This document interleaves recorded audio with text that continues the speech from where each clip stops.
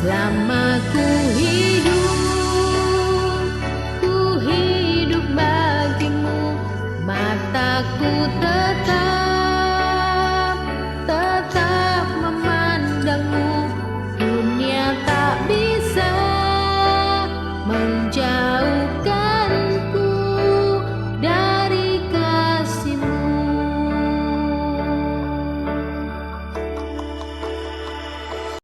Shalom, puji Tuhan saudara-saudara yang Tuhan Yesus kasih, bertemu kembali dengan saya dalam khotbah online GPC Anugerah Bermazmur 14 Februari 2021. Mari kita berdoa minta hikmat dan pencerahan dari Roh Kudus supaya kita dapat mengerti makna dari setiap firman Tuhan yang Tuhan mau sampaikan hari ini. Tuhan Yesus, terima kasih untuk berkat-Mu yang melimpah dalam kehidupan kami. Hari ini kami mau disucikan dan dikuduskan supaya kami boleh layak untuk menerima dan mendengarkan firman-Mu. Berbicara dan berkata-katalah Tuhan, sebab kami bukan cuma mau mendengar, tapi kami mau mengerti dan mau bertumbuh di dalamnya, sehingga kami tidak akan berjalan sendirian di dalam dunia ini, tetapi kami berjalan bersama firman, bersama Engkau, dan kami tidak akan terjatuh, kami tidak akan tergeletak, tetapi kami akan tetap berdiri di dalam kekuatan kuasa anugerah-Mu. Bapa, kami rindu firman-Mu. Terpujilah nama-Mu Bapa, demi nama Yesus kami berdoa. Amin. Saudara-saudara, saya berdoa biarlah kiranya hari ini kita semua sama-sama diberkati. Amin. Saya berdoa supaya kita sama-sama terus disertai oleh Tuhan, tidak pernah ditinggalkan, dibiarkan sekali-kali oleh Tuhan yang mengasihi kita. Tapi Dia boleh terus menuntun dan memimpin hidup kita untuk semakin hari semakin penuh dengan firman-Nya, penuh dengan Roh Kudus-Nya.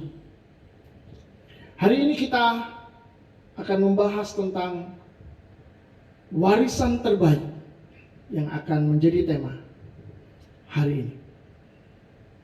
Saudara-saudara, warisan adalah sebuah peninggalan dari seorang pemberi warisan kepada ahli warisnya. Jadi ada yang memberi dan ada yang menerima. Yang menerima itulah yang akan memperoleh warisan. Indonesia memiliki warisan budaya yang membuat negara ini menjadi salah satu daripada negara yang dikenal dan dikagumi oleh dunia. Setidaknya ada dua warisan yang saya catat. Yang pertama adalah Candi Borobudur, candi Buddha terbesar di dunia, yang terletak di Jawa Tengah dengan luas 2.500 meter persegi. Saudara-saudara, itu cukup membanggakan. Tapi yang kedua ada Museum Purbakala Sangiran yang menyimpan fosil manusia dan benda-benda purba. Jumlah koleksinya sampai puluhan ribu, saudara. Dan dikembangkan untuk penelitian arkeologi, geologi, paleontologi, dan juga sektor pariwisata. Andai Indonesia tidak memiliki warisan, maka generasi selanjutnya akan hidup miskin dan tidak memiliki apa-apa. Salah satu fungsi warisan adalah menjadikan kaya sang pewaris. Seorang pelajar SMA yang piatu, belum bekerja, dan dia tinggal bersama dengan sang papa yang sangat kaya raya, memiliki banyak gedung dan bangunan, memiliki tanah yang sangat luas, belum lagi koleksi-koleksi mobil mewah dan yang lainnya lagi.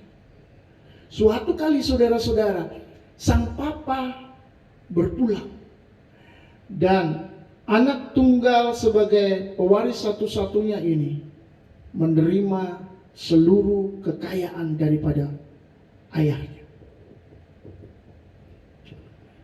Saudara-saudara yang dicintai Tuhan, ternyata di dalam kehidupan orang percaya juga tidak bisa dilepaskan dengan yang namanya warisan. Sebab kalau saudara, kita tidak memiliki warisan, kalau orang-orang percaya tidak memiliki warisan, maka kita akan menjadi orang-orang percaya yang miskin dan kekurangan. Tapi puji Tuhan, kita memiliki warisan yang menjadi kekayaan kehidupan kita dari Bapa kita yang kaya raya. Kita perlu tahu bahwa budaya warisan ada di dalam Alkitab, dan itu sudah sangat lama. Namun saudara-saudara, apa yang diwariskan oleh pemberi warisan itu bisa bersifat positif, juga bisa bersifat negatif.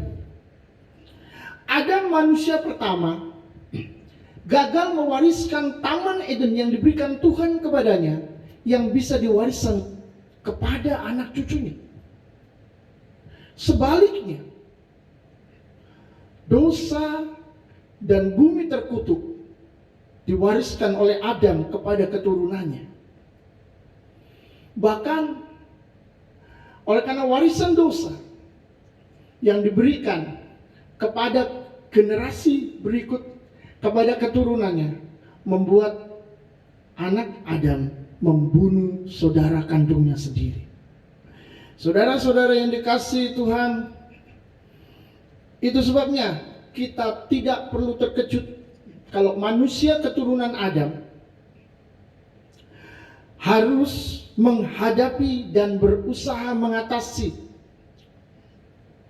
pandemi SARS-CoV-2 yang membunuh banyak jiwa dan menghancurkan sendi-sendi ekonomi global, yang berdampak begitu banyaknya penderitaan bagi umat manusia.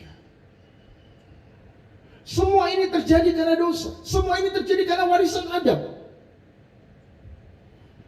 Jika tidak ada dosa, kita tinggal di Taman Eden dan tidak perlu mengalami kesulitan dan kesusahan.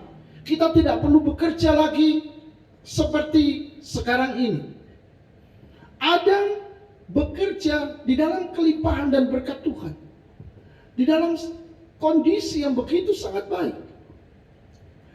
Tapi di bumi yang sudah dikutuk oleh Tuhan membuat manusia kesulitan. Kadang tanah kering, tidak ada hujan, atau hujan membuat banjir, rusak semuanya. Saudara-saudara, selalu ada saja sesuatu yang tidak baik di dunia ini. Jadi manusia diperkaya oleh warisan dosa. Akibatnya saudara-saudara, manusia semakin kompleks dan semakin sempurna di dalam dosa-dosanya. Dan semuanya terkait dengan dosa masa lalu. Generasi dari zaman ke zaman harus berusaha memperbaiki dari yang buruk untuk sesuatu yang lebih baik di masa depan. Pertanyaannya adalah, apakah itu mungkin?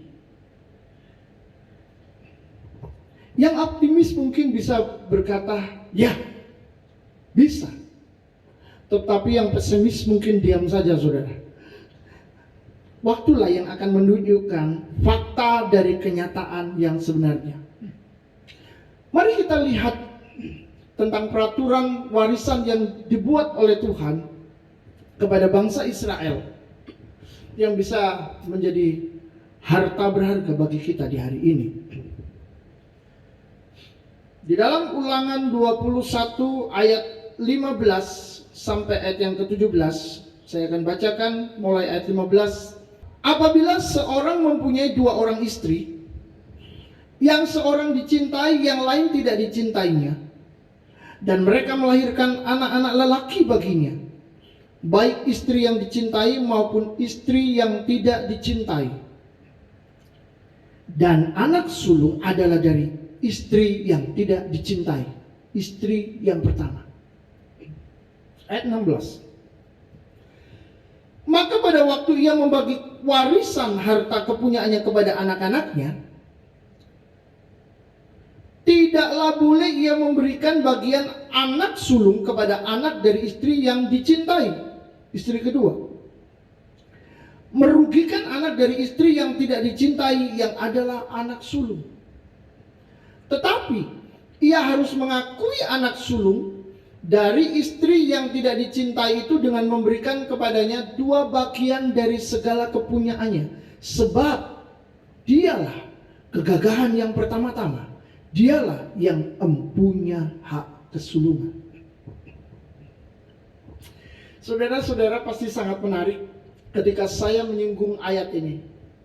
Tujuan saya cuma edukasi supaya kita mengerti hal-hal yang mungkin kadang menjadi sesuatu yang kontroversial dan membuat kita tidak tahu jawaban yang sebenarnya, sehingga membuat kita terus bertanya-tanya. Saudara-saudara, perlu kita ketahui bahwa di dalam perjanjian lama sebenarnya Allah menetapkan sebuah pernikahan itu monogami. Laki-laki dan perempuan sebagai pasangan dalam pernikahan yang sah, normal, dan kudus. Mengapa saudara? Karena praktik hubungan sejenis ditolak oleh Allah di dalam kisah Sodom dan Gomora. Jadi pernikahan yang sah adalah pernikahan antara laki-laki dan perempuan.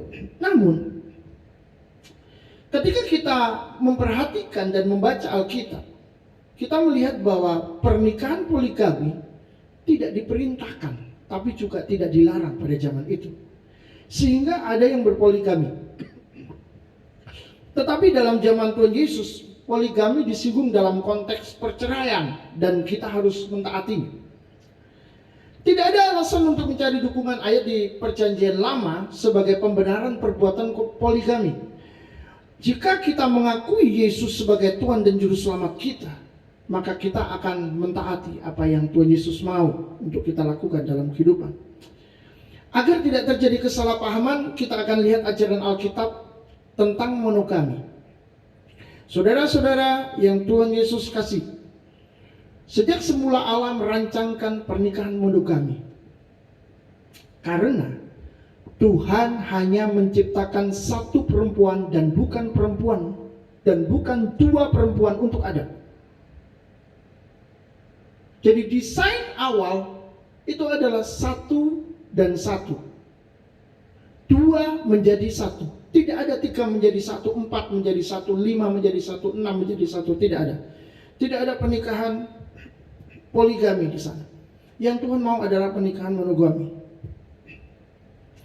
Dalam Kejadian 2 ayat 22 dikatakan, dan dari rusuk yang diambil Tuhan Allah dari manusia itu dibangunnyalah seorang perempuan, lalu dibawanya kepada manusia itu. Dalam Perjanjian Baru diajarkan pernikahan monogami juga. Yang ini lebih jelas. 1 Timotius 3 ayat 2. Karena itu penilik jemaat haruslah seorang yang tak bercacat, suami dari 1 istri, dapat menahan diri, bijaksana, sopan, suka memberi tumpangan, cakap mengajar orang. Di dalam Perjanjian Baru yang lain, yakni Matius 19 ayat 4, jawab Yesus 4 dan 5.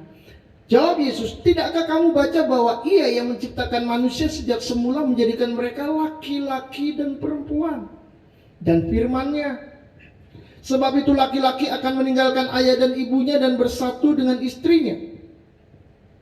Meninggalkan ayah dan ibu dan bersatu dengan istrinya, bukan dengan istri-istrinya, bukan. Istrinya, saudara, monogami. Jika di dalam 1 Timotius harus suami dari 1 istri, maka dalam Matius menekankan bahwa suami laki-laki akan bersatu dengan istrinya perempuan menjadi 1. Tidak ada keterlibatan perempuan kedua. Maka sekali lagi ajaran Alkitab adalah monogami. Sangat menarik bahwa saya baru saja menerima kiriman video atau YouTube tentang sebuah event organizer yang ada di Indonesia. Ini event organizer wedding, saudara, yang menawarkan akan sebuah pernikahan di umur 12 tahun. Sampai 21 tahun begitu tulisannya. Sedangkan di Indonesia, pernikahan yang diakui adalah dari umur 19 tahun. Saudara-saudara, saya percaya bahwa penawaran dari event organizer ini akan menjadi viral, ya, karena saya yakin akan ada pro kontra nantinya. Namun yang jelas, saudara-saudara, poligami bisa menimbulkan banyak masalah, termasuk dalam pembagian warisan. Dan tentu saja yang saya tekankan pada hari ini adalah bukan poligaminya, tetapi tentang pembagian warisan dari pernikahan poligami. Tuhan mau menekankan tentang keadilan. Jadi saudara-saudara, kita belajar bahwa yang diberikan kepada anak dan istri pertama yang disebut sulung itu adalah dua bagian. Istri pertama yang Alkitab tadi katakan tidak dicintai, dan istri kedua adalah istri yang dicintai. Saudara, kalau kita mau cermat, sebenarnya ini berkaitan juga dengan Yakub. Pada awal mula Yakub bekerja kepada pamannya Laban karena dia mencintai Rachel. Tetapi ketika dia sudah selesai bekerja, saya yakin di tempat yang gelap, pamannya menyodorkan Leah yang matanya tidak berseri, yang lebih tua. Dan ketika pagi hari, Yakub sadar kalau dia ditipu, dan dia mulai menyampaikan itu kembali kepada Laban. Dan akhirnya saudara, Yakub harus bekerja 7 tahun lagi, tapi dia mendapatkan Rachel, perempuan yang dia cintai. Akhirnya Yakub memiliki 2 istri, Leah yang pertama yang tidak dicintainya, dan Rachel yang kedua yang sangat dicintai. Saudara-saudara, di dalam ayat ini Tuhan berbicara tentang keadilan. Tuhan berkata, kalau istri yang tidak dicintai yang pertama, anaknya lah yang berhak mendapatkan hak kesulungan. Dia berhak mendapatkan 2 bagian dari harta orang tuanya. Menariknya lagi saudara, ketika Yakub tidak mencintai Leah, Tuhan justru menutup kandungan Leah. Tuhan justru menutup kandungan Rachel, istri kedua yang dia cintai. Sedangkan kandungan Leah dibukanya. Ini menunjukkan bahwa Tuhan tidak menyukai ketidakadilan. Tuhan kita adalah Allah yang benar-benar bekerja dengan keadilan penuh. Tetapi jauh dari semuanya itu, hal ini sebenarnya berkaitan dengan yang namanya warisan. Anak sulung, anak dari istri pertama mendapatkan warisan lebih banyak daripada anak dari istri yang kedua. Saudara-saudara,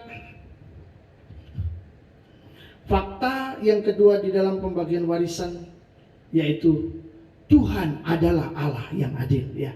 Jadi keadilan Tuhanlah yang memastikan kita akan menerima warisan secara penuh tanpa pengurangan.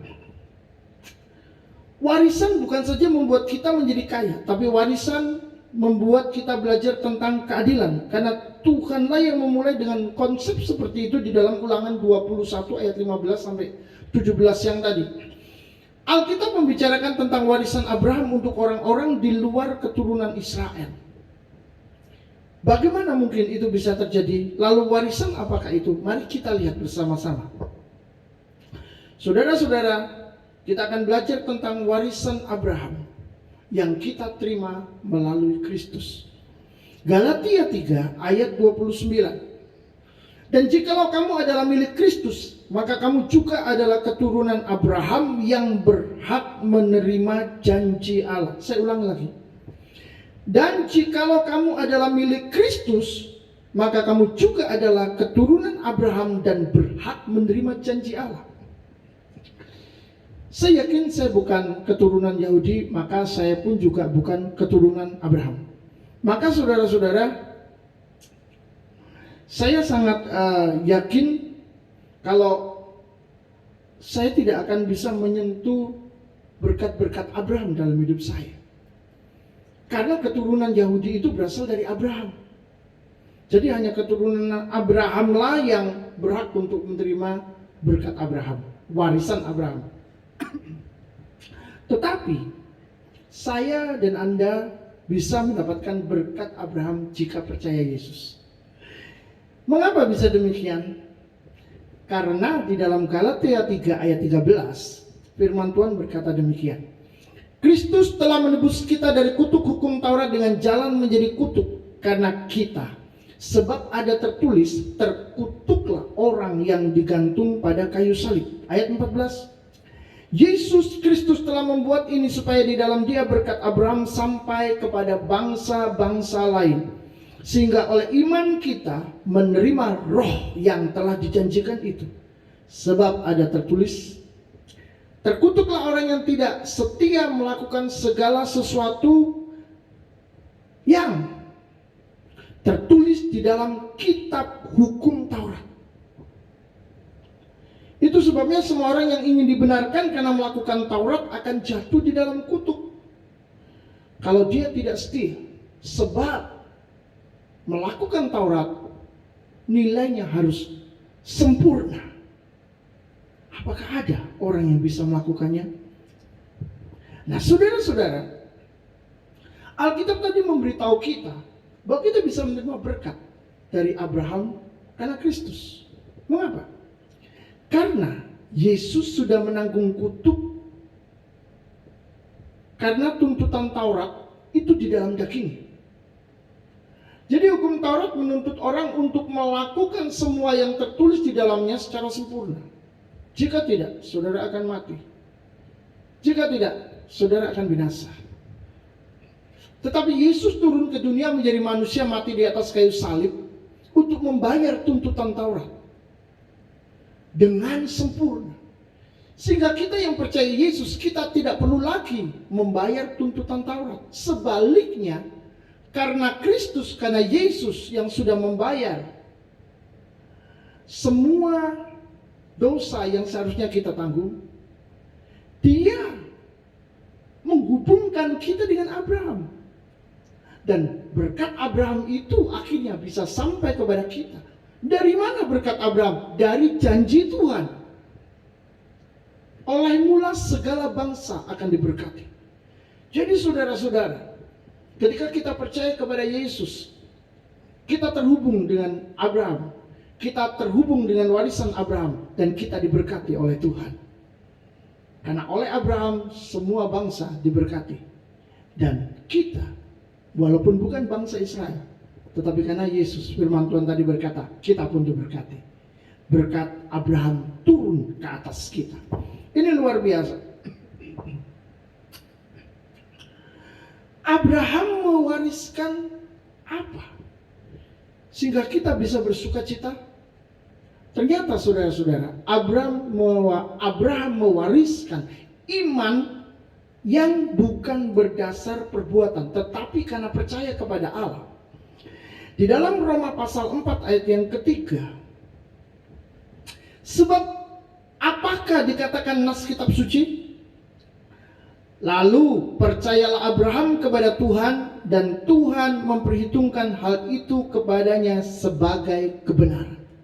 Saya teruskan di dalam ayat 4 dan 5. Kalau ada orang yang bekerja, upahnya tidak diperhitungkan sebagai hadiah, tetapi sebagai haknya.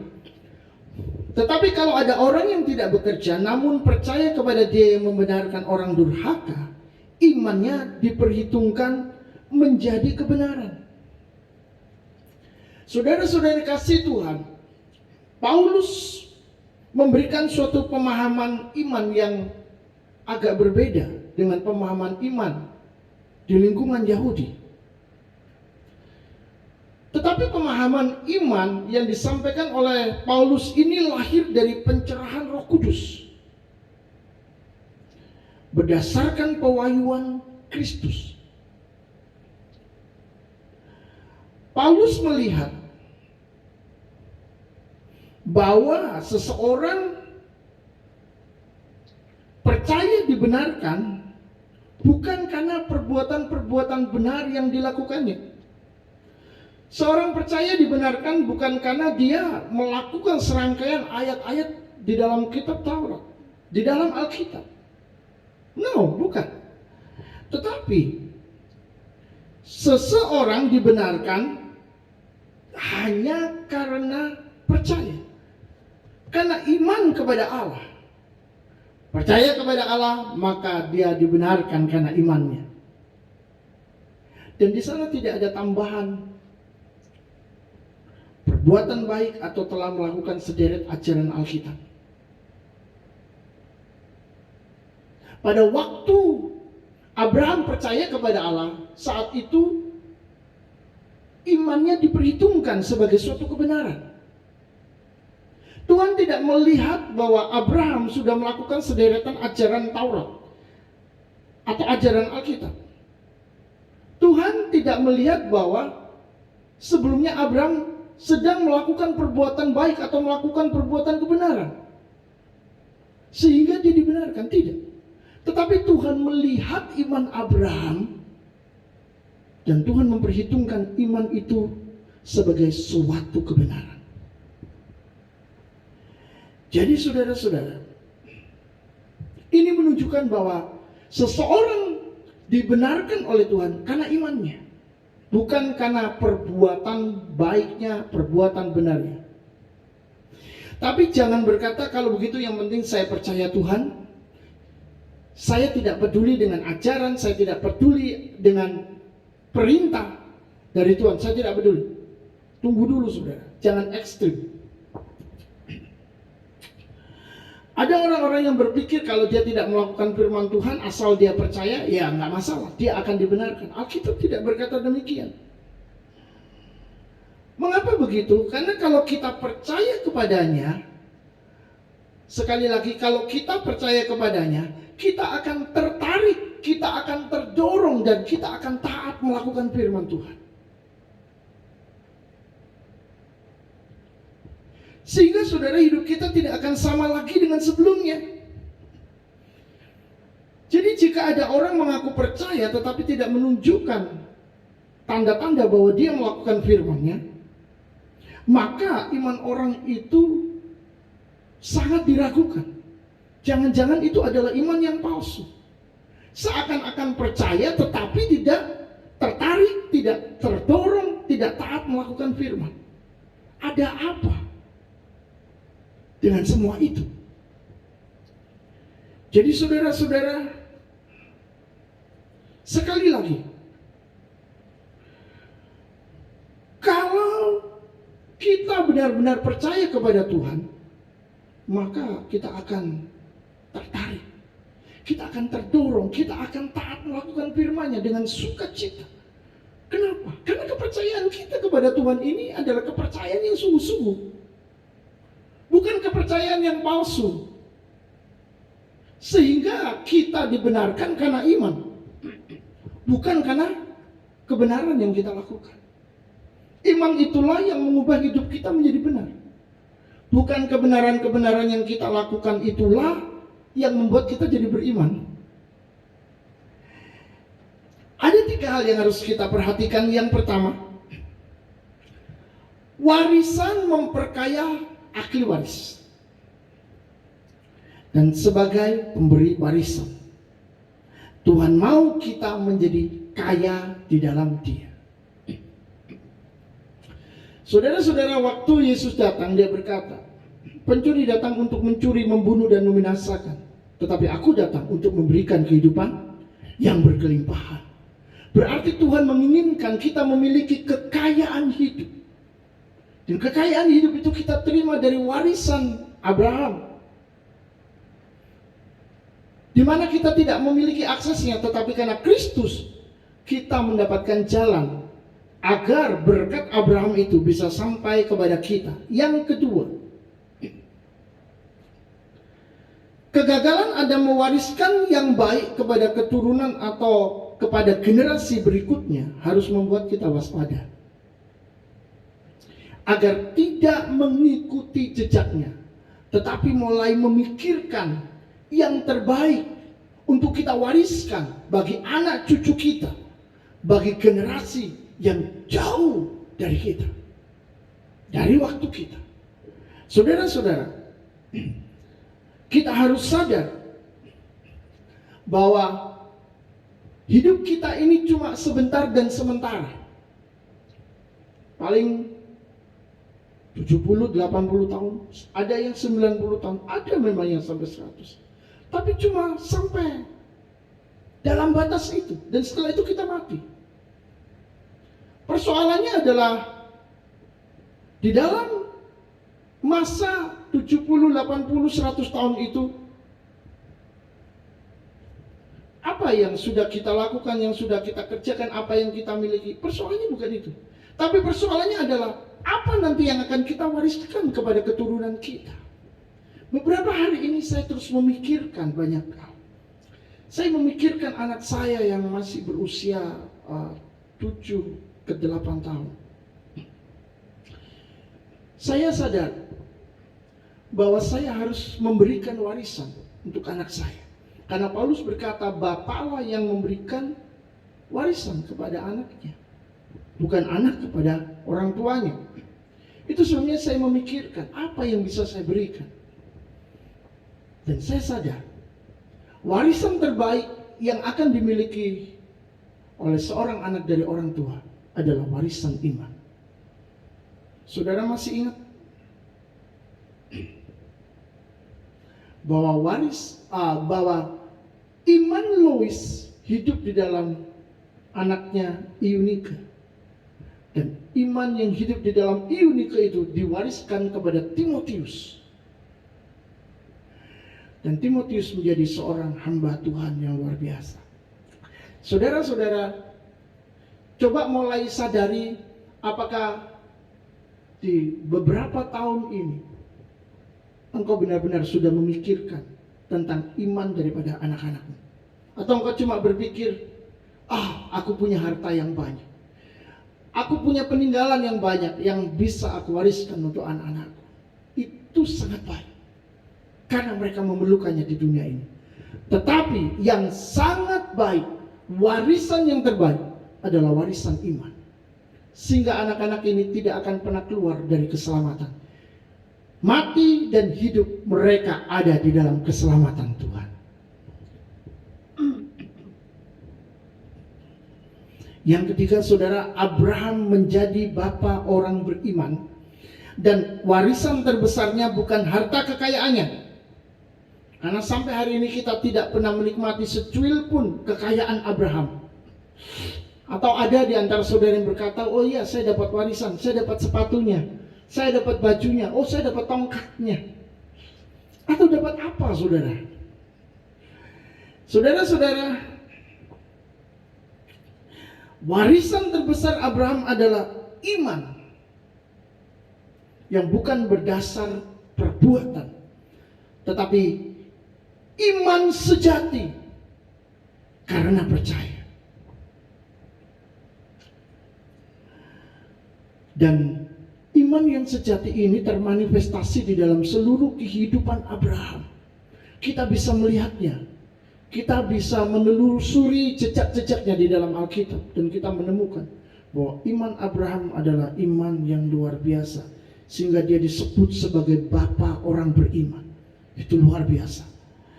Mari kita contoh dan teladani iman Abraham dalam hidup sehari-hari, karena jasa pengorbanan Yesus yang sudah rela terkutuk bagi kita di atas kayu salib.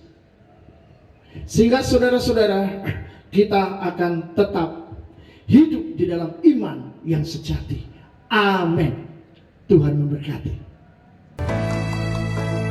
Kalau ku